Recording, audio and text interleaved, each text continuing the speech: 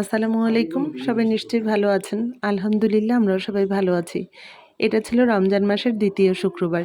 বিকেল এখন ৫টা বাজে। রেডি হয়েছি বাসা থেকে বের হব। এই সময় পাশের বাসা থেকে অনেকে ইফতারি পাঠিয়েছে। আজকে অর্পিতের বাসায় আমাদের সবার ইফতারির দাওয়াত আছে। তো বাসায় তো কোনো ইফতারি বানায়নি। তো ইসমাইল ভাইয়েরও আমাদের সঙ্গে যাওয়ার কথা ছিল।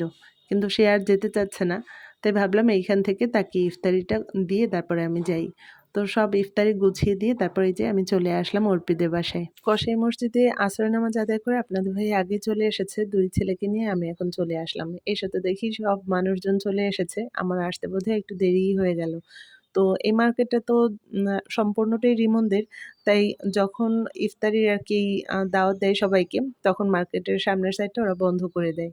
তো মাঝে এরকম বসার যে আরকি মাঝখানে যে স্পেসটা আছে, ওইখানে বসার ব্যবস্থা করা হয়েছে সবার। পুরুষরা সবাই এখানেই বসবে আর মহিলারা সবাই উপরে বাসার ভেতরে আছে। ভাই আসসালামু আলাইকুম। বই পড়েন ভাই।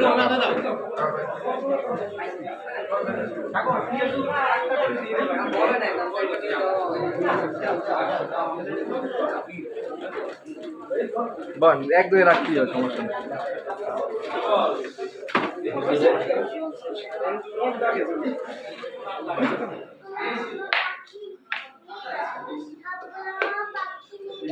হ্যাঁ? কে পাখি নিয়ে যাবে? কে পাখি নিয়ে যাবে তোমার? ওই বেবিটা নিয়ে যাবে? বাসায় এসে দেখি আত্মীয়স্বজন অনেকেই চলে এসেছে। আন্টি, অর্পি তারা ইফতারের প্লেট সাজাচ্ছিল। এপাশে তো অনেক প্লেট রাখা। ডাইনিং টেবিলে সব প্লেটগুলো নিয়ে রাখছিল। তো সবকিছু গোছানো হয়ে গেছে। আর ওই পাশে ড্রয়িং রুমের নিচে আমরা মেয়েরা সবাই বসবো। যেহেতু মানুষ অনেক ঘরের মধ্যে। আর বয়স্ক যারা আছে তারা এখানে ডাইনিং টেবিলে বসবে। তো এর আগে যখন এই বাসায় এসেছিলাম তখন যেরকম দেখেছি এখন একটু অন্যরকম লাগছে। কারণ ড্রয়িং রুমের ওই সাইডটা একটু বড় করা হয়েছে। এই পাশে আন্টি রুমের সঙ্গে ওই বেলকনিটা একটু বাড়ানো হয়েছে। আগের চাইতে এখন বাসাটা আরো অনেক বড় হয়েছে আর দেখতেও অনেক সুন্দর লাগছিল। আমাদের বাসায় সবারই আজকে এই বাসায় দাওয়াত ছিল। কিন্তু একই দিনে ২ জায়গায় দাওয়াত থাকলে বাসার সবারই সব জায়গায় আরকি ভাগ, ভাগ করে অ্যাটেন্ড করতে হয়। তো মা-বাবা গিয়েছে আরেক জায়গায় দাওয়াতে, আমরা এসেছি এই বাসায়। অর্পিতের বাসায় আসার পরে আজকে বাসাটা একদম নতুন, নতুন লাগছে আমার কাছে। যেমন এই গেস্ট রুমটা আগে ছিল না। বাসার কিছু অংশ একটু বাড়ানো হয়েছে। রমজানের ১ম শুক্রবার মার্কেট বন্ধ ছিল। তবে ২য় শুক্রবার আজকে থেকে মার্কেটের সব দোকানপাটই খোলা আছে। তো আমার শ্বশুর রমজানের শুরুতেই আমাদেরকে কেনাকাটার জন্য টাকা দিয়ে দিয়েছিল। প্রতি বছর সে একদম রমজানের শুরুতেই টাকা দিয়ে দেয়। কিন্তু কিনতে, কিনতে একটু দেরি হয়ে যায়। তো আমরা কেনাকাটা করতে গিয়েছিলাম।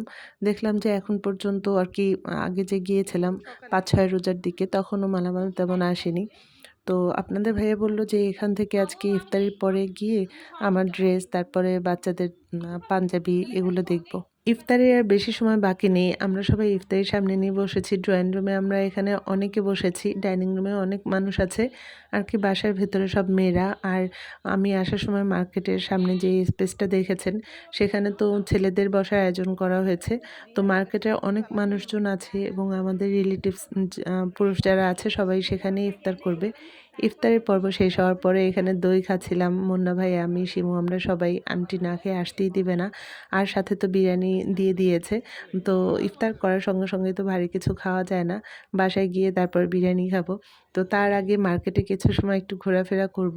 তো সবার কাছ থেকে বিদায় নিয়ে এখন আমি চলে যাচ্ছি। এখনই বাসায় যাব না।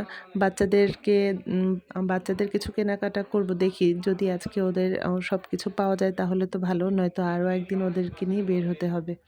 হ্যাঁ? গত ২ বছর ধরে বরিশালে মার্কেটে ভালো কোনো কাপড়-চোপড়ই নেই। গত বছর যা একটু কিনেছি, এবছর মার্কেটে মনে হয় যেন সুন্দর কোনো ড্রেসই পাই না। আর ঈদ উপলক্ষে কিনতে হবে তাই কেনা। তারপরও এত দাম দিয়ে যা ড্রেস কিনবো, সেই ড্রেস নিজের কাছেই পছন্দ হচ্ছে না।